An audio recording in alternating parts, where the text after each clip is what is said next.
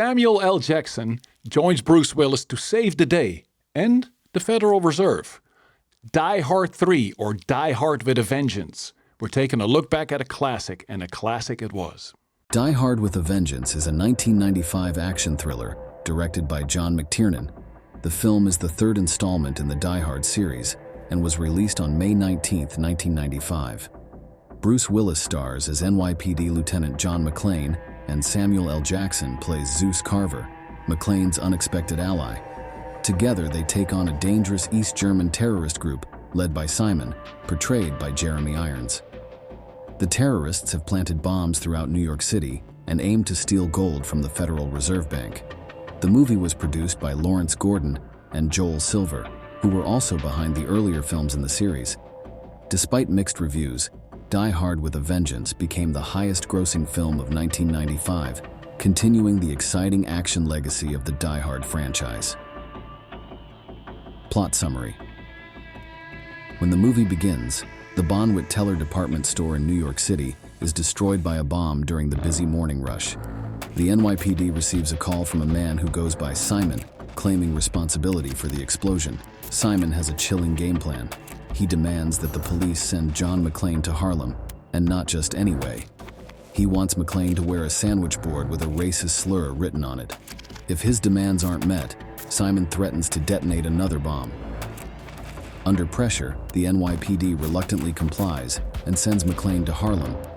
There, he encounters Zeus Carver, an electrician and shop owner who's initially bewildered by McClane's appearance. A group of gang members confronts him over the offensive sign. Zeus steps in, defending McClane and helping him escape from the angry crowd. They quickly make their way out in a taxi, forming an unlikely but crucial partnership as they prepare to tackle Simon's deadly game. When they arrive at Warren Police Plaza, Simon has a new challenge for McClane and Carver. He warns them that if they don't complete it on time, he'll set off more bombs around the city. McClane and Carver accept the challenge, with McClane hopping onto the 3 train heading towards Wall Street Station.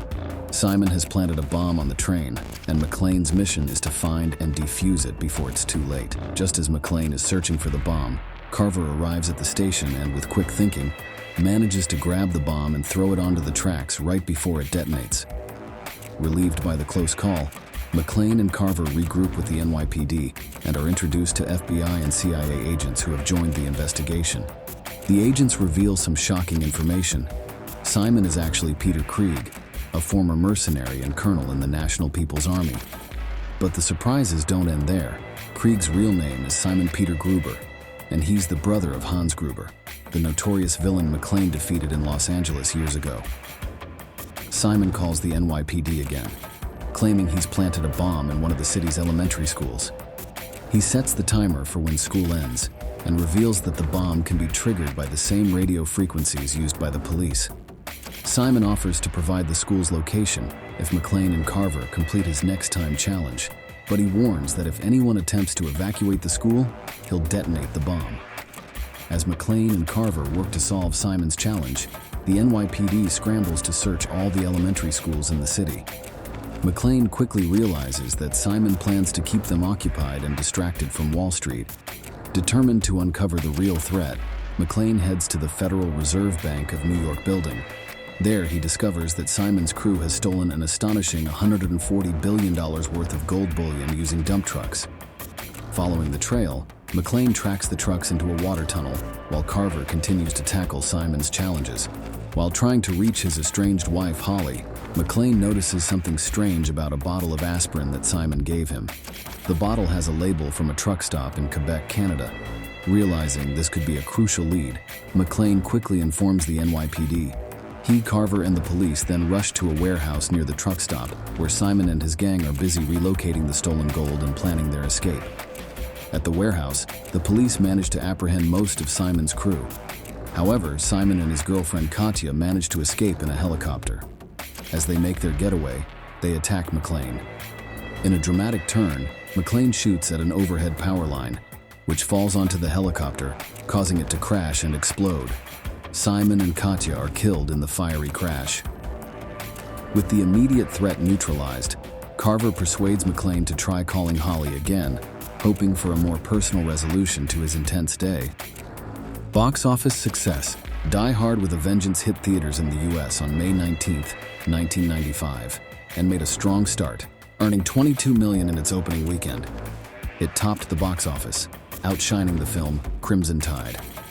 The movie set a record in Japan, grossing $13.5 million in its first 5 days, a figure that surpassed Return of the Jedi. It remained a top performer for 5 weeks there, eventually making over $81 million.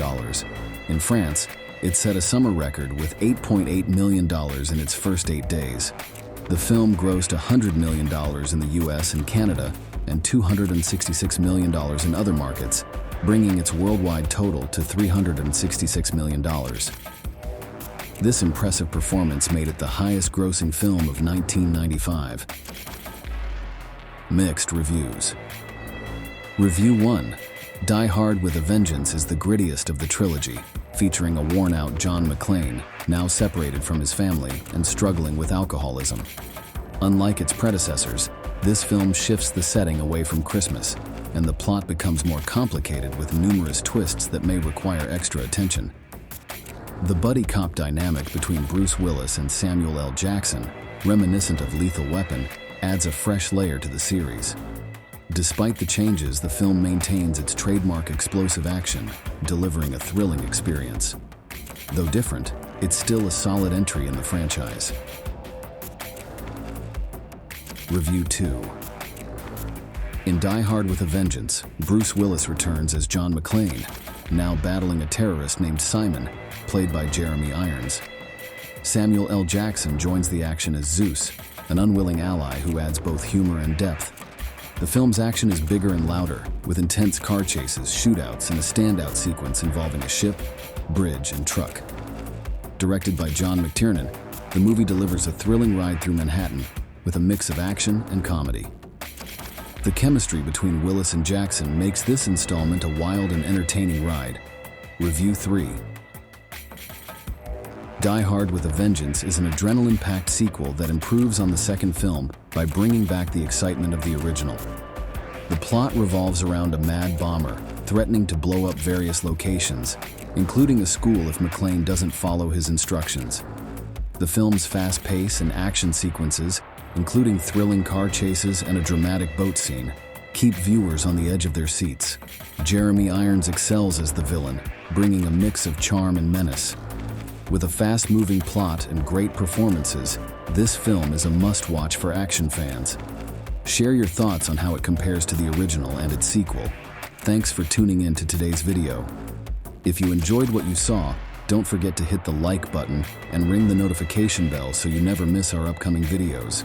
Your support means a lot to us. Take care until the next one, and feel free to drop a comment sharing your thoughts.